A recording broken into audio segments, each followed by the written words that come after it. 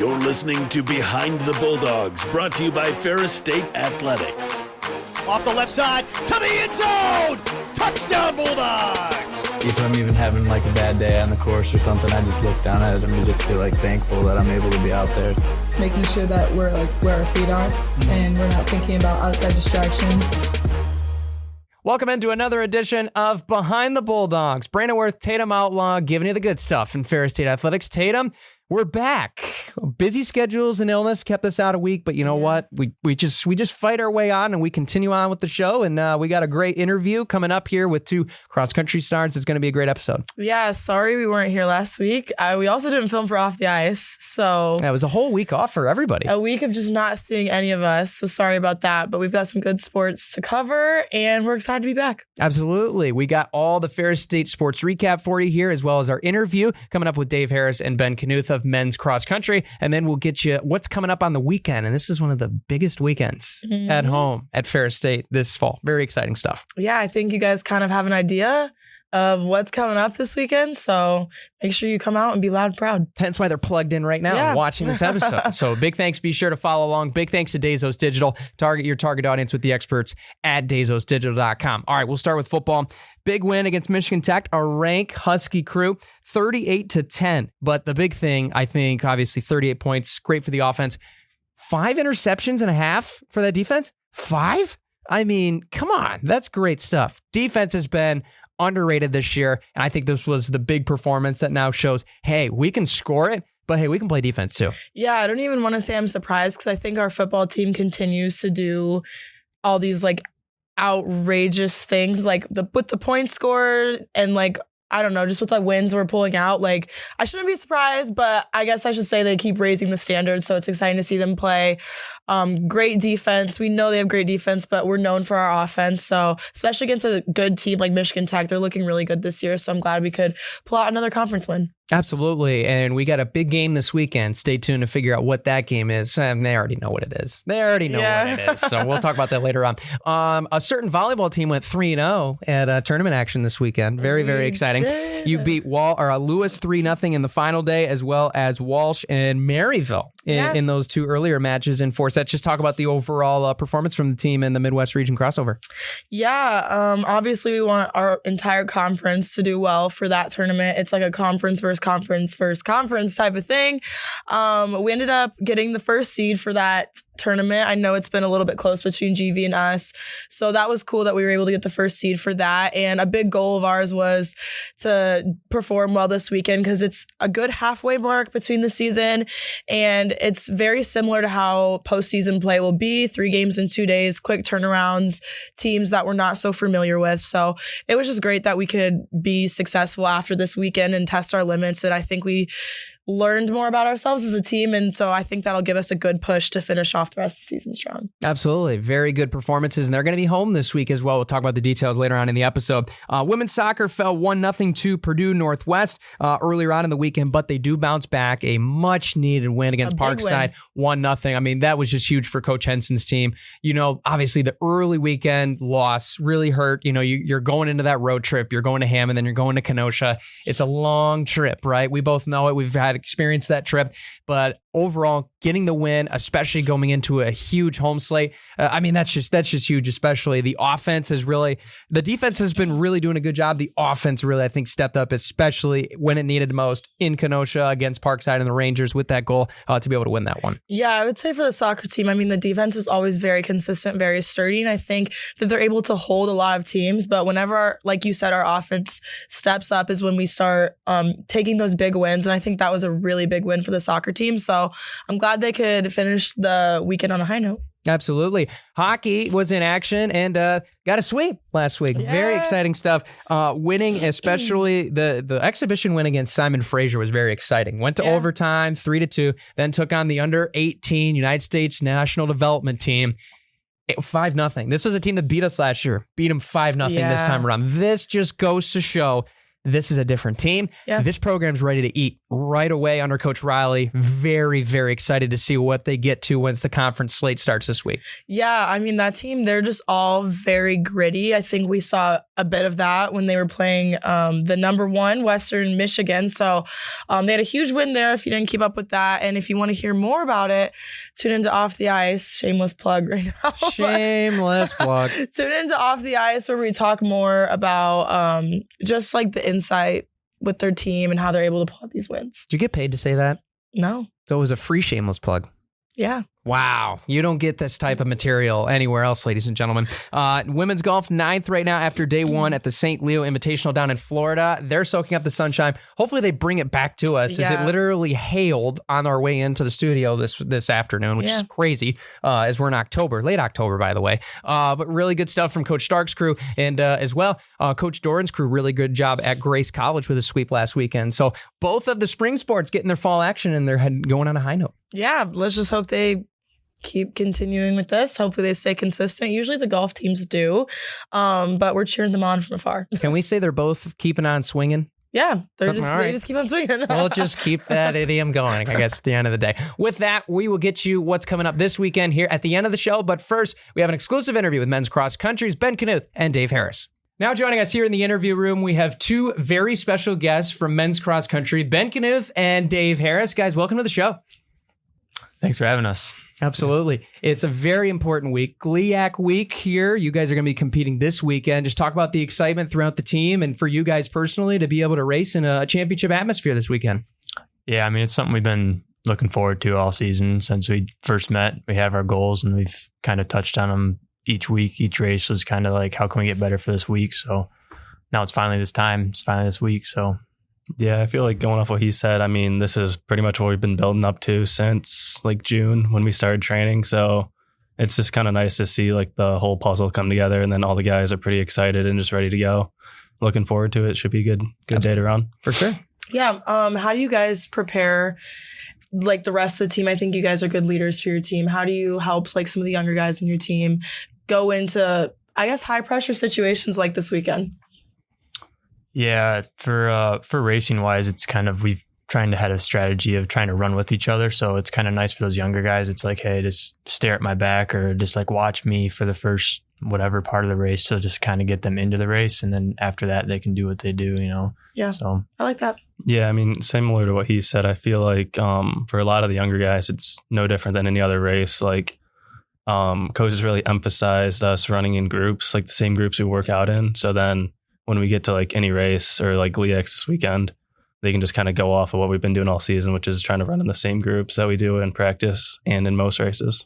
Absolutely. Nice. It's a pack of dogs at the end of the day. I mean, that's what it is. So I have to ask this question as one that was once in your guys' shoes and actually teammates with you guys for a year, which was really fun.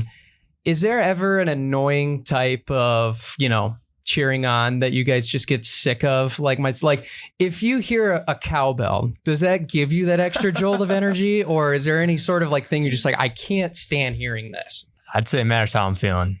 I mean, if I'm feeling good and I hear cowbell, yeah, it might get me fired up a little bit. But Okay. if I'm dying and I hear that, it's like, oh. Yeah.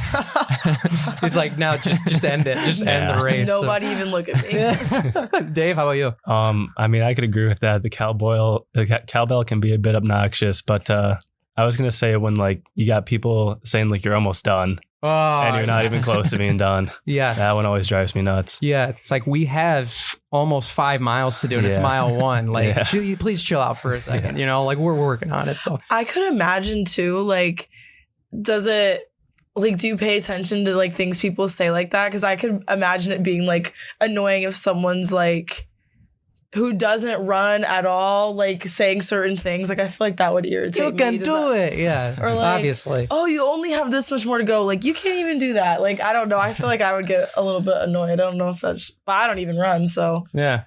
Yeah, I think normally I'm always just like locked in. Like all I hear is my coach normally, like Coach Kelsey. Like I have his like voice like ingrained in my brain. So like if I hear like a mile split or ever, him telling me something, like that's normally all I hear. Yeah, that's definitely an athlete thing. We're trained to hear coach's voice. Yeah, for sure. I feel like I don't hear much, honestly. Like after the race, I just like, it's just all noise, especially like in track too. It's like everything's just noise. I can't pick people out. Yeah, for sure. My teammates, we say like, I don't, especially for like a lot of people, like their first time going into a game, we'll be like, did you black out? Because that's like a common experience that we have, like when we're like playing in our first like match. Like I feel like a lot of us will just like get so nervous that we just black out. Do you guys ever have like a moment like that where you're just like zoned out, tunnel vision with what you're doing, or no? I think sometimes in like the start of the race, like the first like 5 or 10 minutes is always kind of like, oh, like you're just nervous. You get that nervous feeling. But usually once you hear the gun, it's like, all right. Gotta get the feel for it.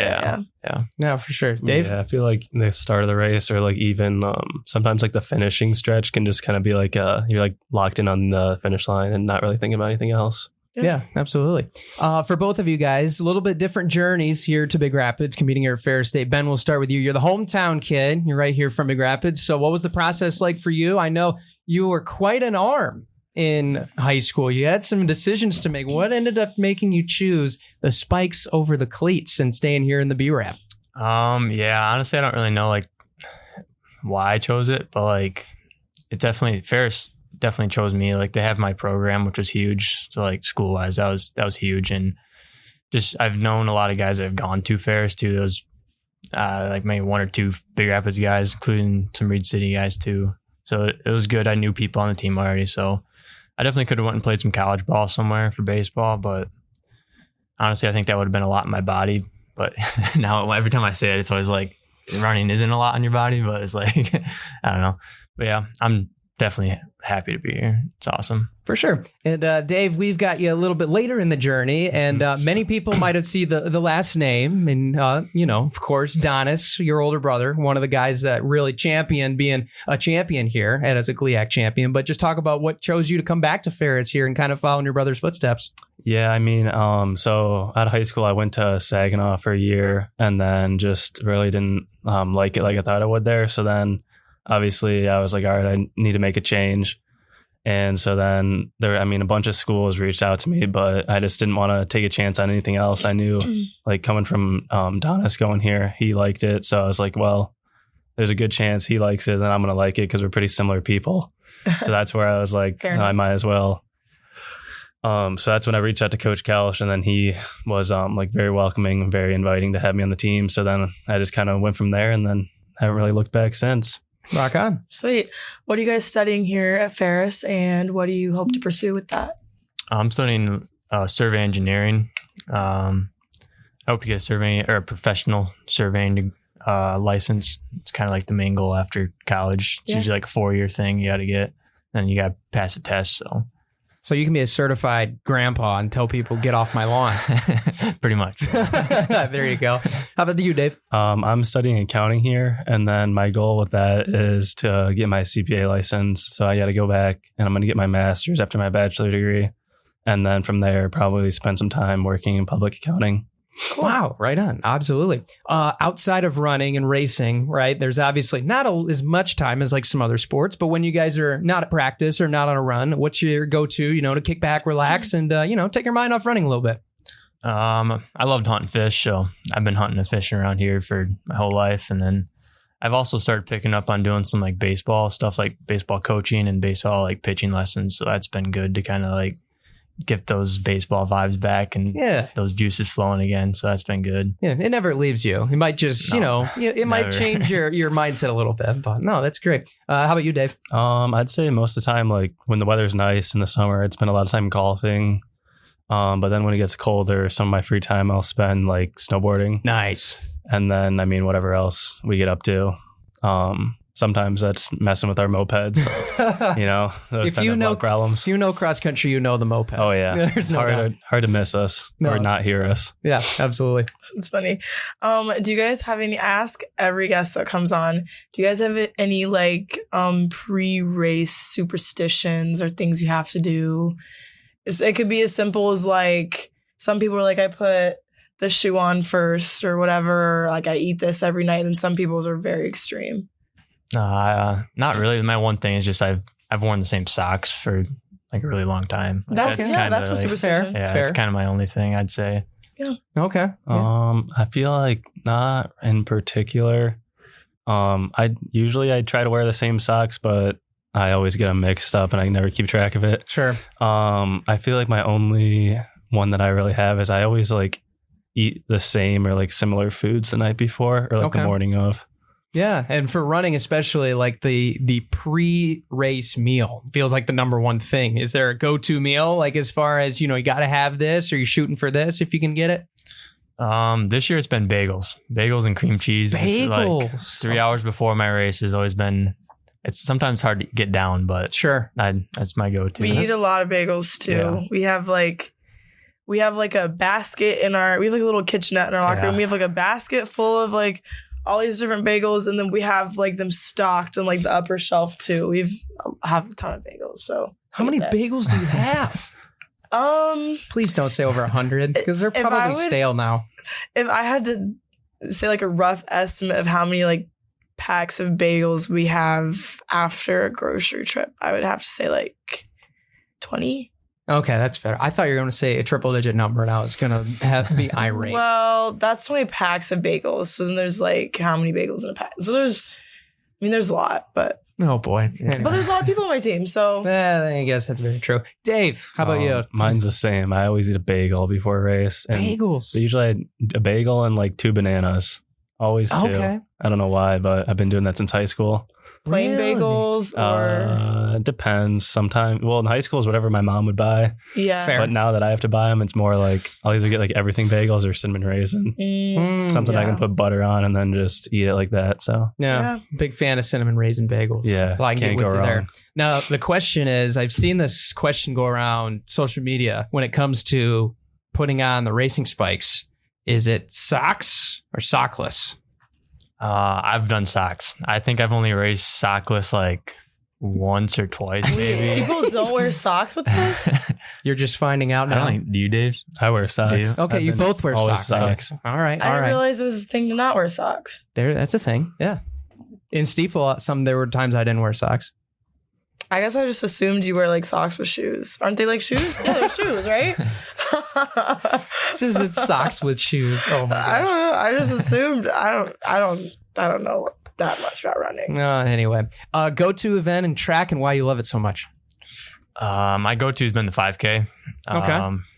Might be a 10K this year though. I've ran some good 10Ks, so I might kind of try leading towards that, but we'll see. It's a bold strategy, Cotton. That's a long distance. I know. A lot of laps. Yeah, that's very true. Very true. Dave, how about you? My go-to has always been the mile. Yeah. Just simple 4 laps. Well, not anymore, but it used to be 4 laps in high school. True. But I think this year I might want to do the 3K more, but we'll see how that goes. Yeah, for sure. You got the foot speeds for it, so there's no doubt about that. So yeah. What's been your guys' favorite course to run on and why? Lewis is always a good one. I don't think I really raced a good race this year at Lewis, but that one's always, there's a boatload of people and it's flat and it's fast and it's just cool to go down to Chicago too. Yeah, for sure. I'm going to say the Cat Key. I feel like it's always fun just to like open up our season on the home course because it's, like within 5 minutes of where we live, and then it's usually just mostly our team. So it's just kind of a fun race with not really much pressure at all. Yeah, absolutely. It's the way the Rust Buster is supposed to be at the end of the day. Absolutely as well. Thank you both so much for coming on the show. We're wishing you the best of luck at GLIAC. Last question, though, before you go. What's your favorite thing about being here at Ferris State and being a Bulldog? My favorite thing is the teammates. I mean, you run together every day and it's just, they're great to be around. I'm going to say just the whole, like the city itself and like the nature aspect and just the way that like, I feel like everyone in Big Rapids is like trying to support each other no matter what it is. And the way it's just like that small town vibe. Yeah, absolutely. That's awesome. Well, thank you so much, Ben, Dave, for joining us here on the program, and good luck this week here in GLIAC. Thanks. Appreciate it. Big thanks to Ben and Dave for joining us here on the show, and wish them the best of luck GLIAC Championship weekend. They're pretty much first, and then we obviously got volleyball, football, soccer is going to be around the corner in tournament action.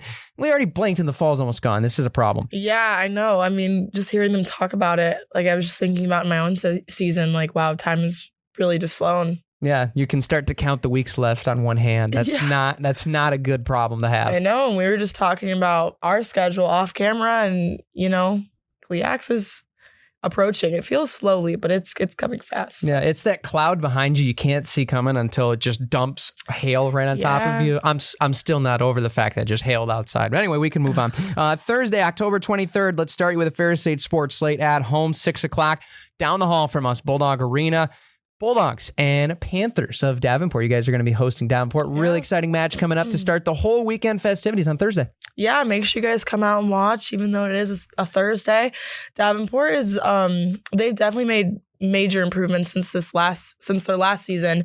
They're looking really good this year. They're super competitive. I think the last time we played them, it was a really close match. I think we won in 4 sets. Yeah. Yeah, so it'll be a good game. So come, bring your friends, and have a good time. Be loud. Absolutely. Friday will be a matchup with a whole lot of Huskies. The first one will be at 1 o'clock at home. Our women's soccer team will take on Michigan Tech at 1 p.m. That'll be a kickoff there at the South Athletic Complex. And then ice hockey, they will be leaving on Thursday to head up north to play the Huskies in Houghton. So they'll be playing at the MAC. That'll be Friday night, 7:07 puck drop there at Michigan Tech. They will also be playing on Saturday, once again at 6:07 p.m. So those are the 2 times for hockey at Michigan Tech this weekend. Saturday, women's and men's cross country GLIAC championships hosted by Davenport. I believe it's being held at the Gainey Athletic Complex, which is actually near the campus of Calvin for those that are planning to drive there. So a little bit shorter. It's a little bit of faster course. It's going to be really fun. I'm excited to see how both our women's and men's teams do.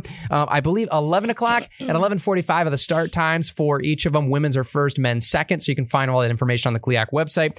Football, the big one. Anchorbone, 1 o'clock will be official kickoff. If you're planning to get here at 1 o'clock, good luck. You're walking from a real far away to get to the field. Get here early. Make sure you get your seats and make sure you get situated for the game. It's going to be a great one. I mean, we're going to expect a packed house, a lot of blue on one side, a lot of red on the other, crimson and gold. But it's going to be really exciting. It's Anchorbone. It's finally at home for the first time in 3 years. Yeah, I was going to say, we haven't had the Anchorbone here in a while. So make sure you're there. Make sure you're loud.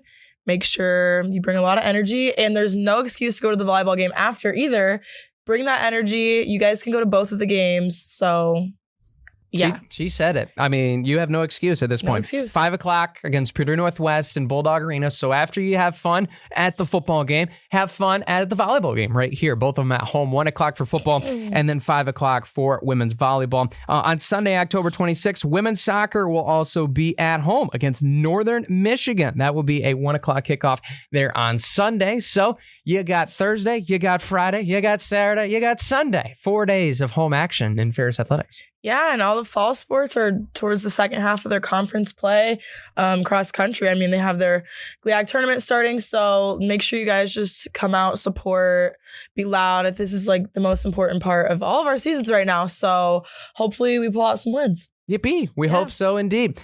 Tuesday, October 28th as well, men's golf will be competing in Florida. You can follow along with that coverage at FerrisStateBulldogs.com. That's going to do it for our episode here of Behind the Bulldogs, everybody. We hope to see you loud and proud in Bulldog gear this weekend, no matter if we're going to volleyball, to soccer, to football, whatever sport it may be. And we hope to see you out there, and we hope to see a very competitive weekend. Yeah.